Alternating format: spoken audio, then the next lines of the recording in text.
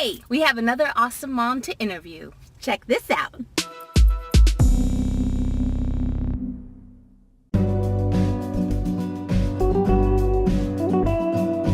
Hey, we're Chips and Salsa, two homeschool moms bringing you fun, practical, encouraging tips. If you haven't done so already, hit that subscribe button and hit that bell button so that you get notified every time we upload a video. Today, we are continuing our Awesome Mom series with another awesome mom interview. Yeah, we wanted to do something special for Mother's Day, and we really do hope that you guys have been enjoying your Mother's Day month, right? Because we get to be celebrated. That's right. You know, Teachers' Appreciation is a whole week. That's what I'm saying. Right. And we're teachers and moms. That's right. And it's all in the same month. So we got a whole month. Anyway, we wanted to interview a dear friend of ours. And I think she's become a dear friend because we're so alike. She is also a crunchy mom. And she is an experienced mom because all her children are grown. Yeah, now she's a grandma. And she's also an adoptive mom. Yes. And is homeschooling her two adoptive daughters. So a wealth of knowledge, wisdom, and information. And she really is a close friend of ours. Yeah, we love her. So we're going to welcome Jan Batten. Woo! Hey, Jan. Hey. Welcome. Thank Sit you. back. Relax.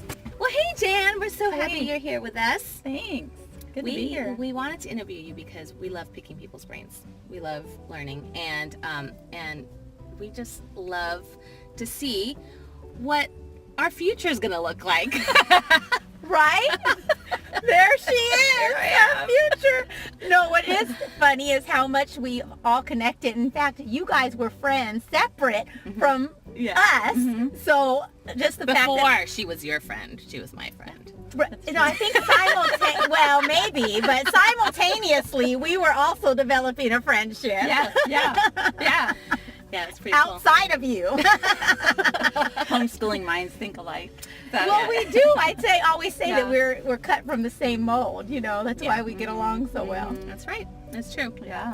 Well, we had some questions for you. So, first off, why did you decide to homeschool? Well, first of all, tell us a little bit more about you and how many kids you have and all that stuff. Right.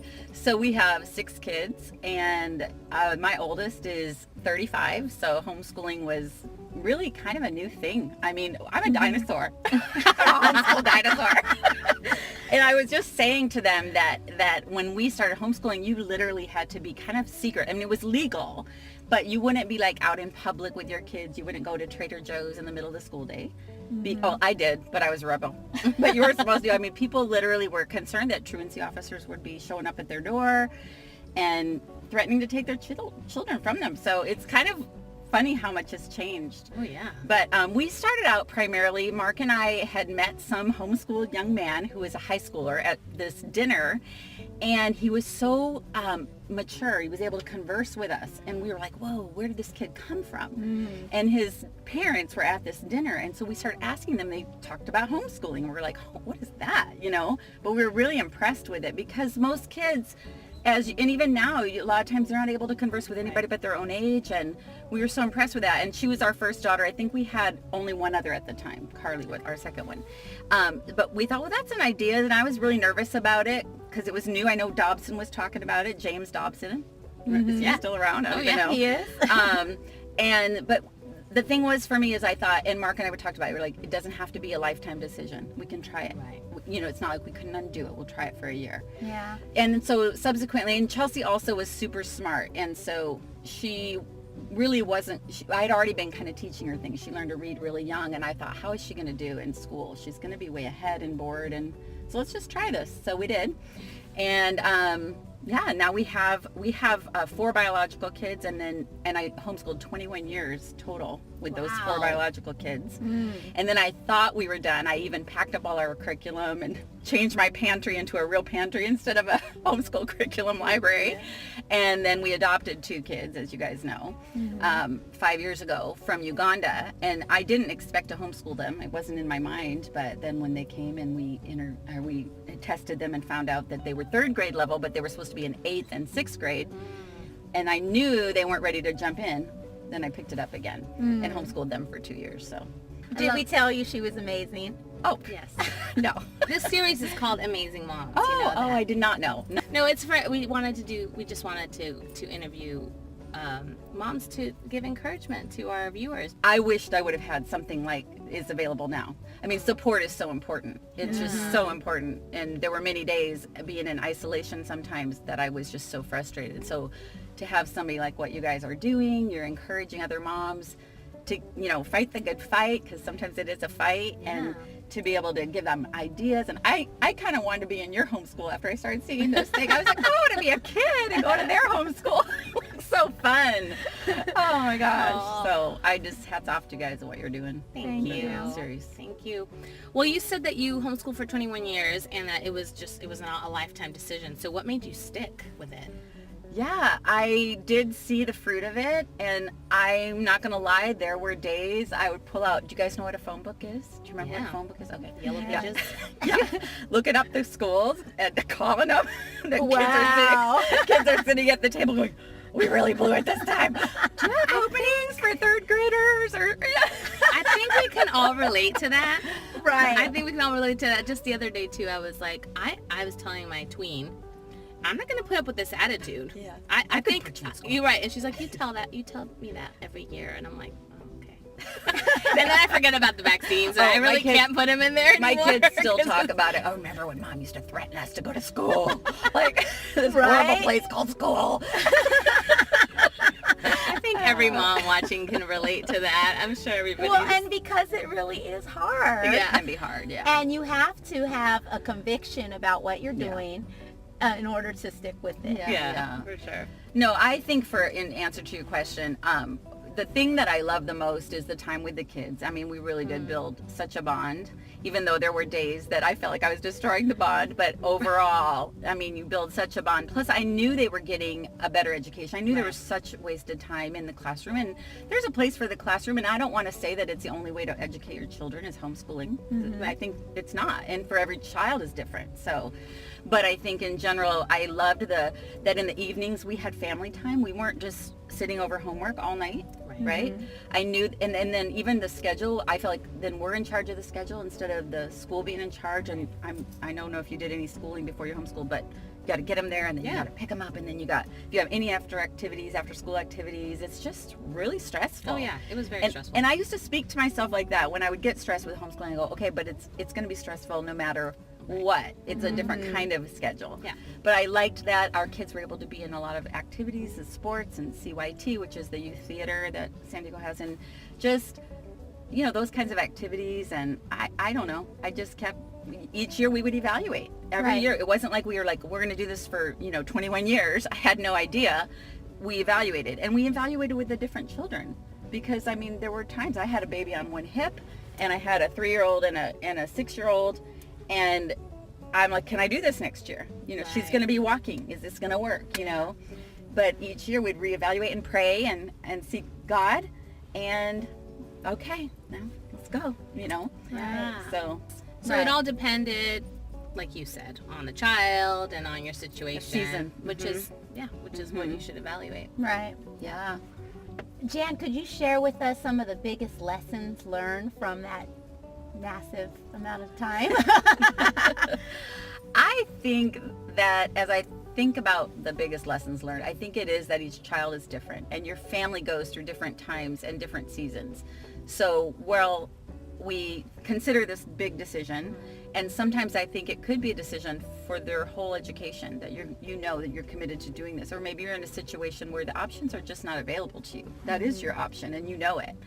But for us, we did have a lot of options, but we also, our seasons changed, and each child, I remember with Caleb, our son, he was the only boy. The girls were all out of the house, and he was getting into junior high years. And Mark and I evaluated, we have one boy, and he's home with mom all day. And we're not sure that's the best for him. We don't know that that's a good scene for him.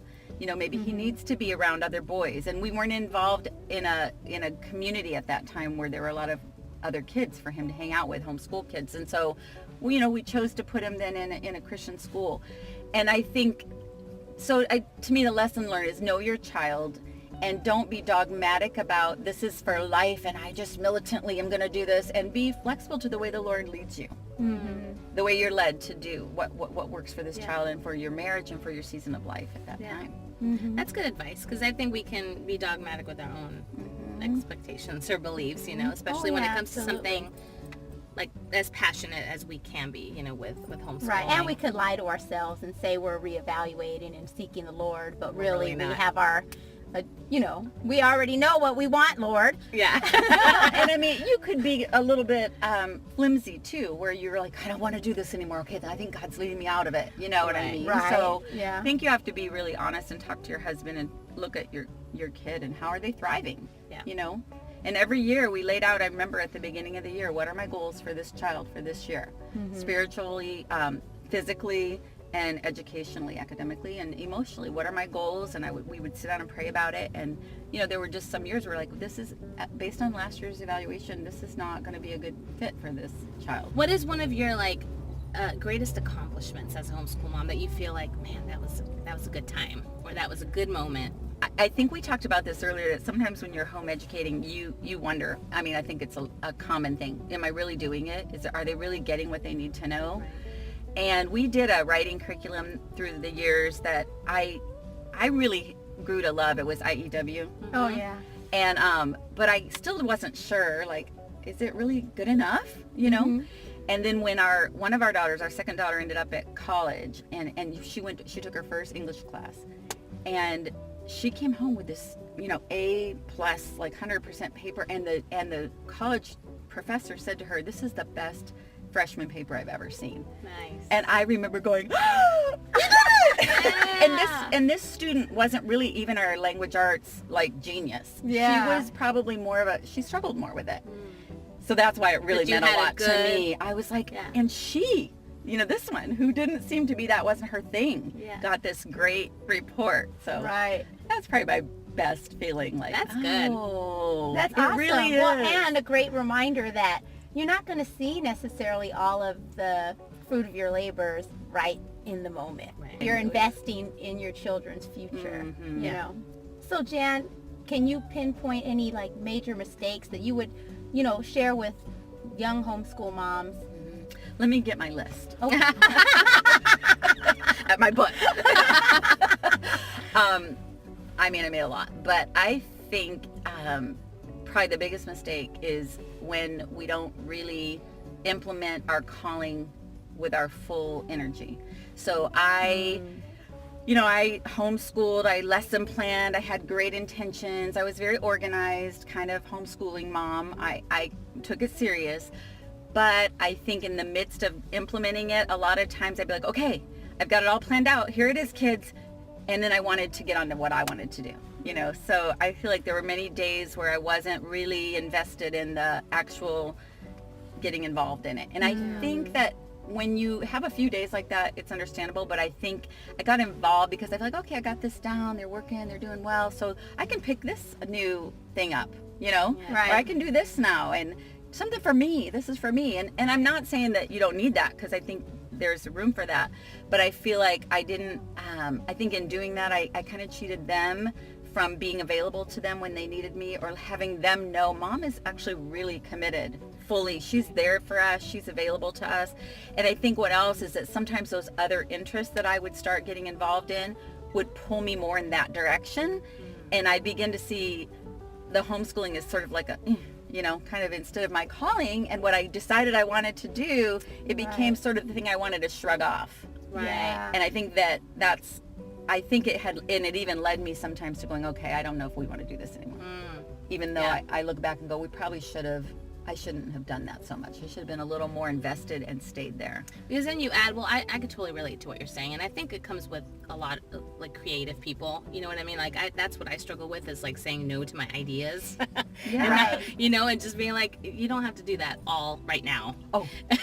and I think that you end up piling on a lot on your plate. Well, you spread yourself so thin, and it leads to frustration. And we actually have a video called Frustration Busters, and the series is all about how to identify what's causing your frustration and get rid of it. And one of the biggest frustrations is that's not my priority right now, and so homeschooling becomes this annoyance, like you said, or a distraction from my business or Right. Right. The things I have to my get done. agenda. Right.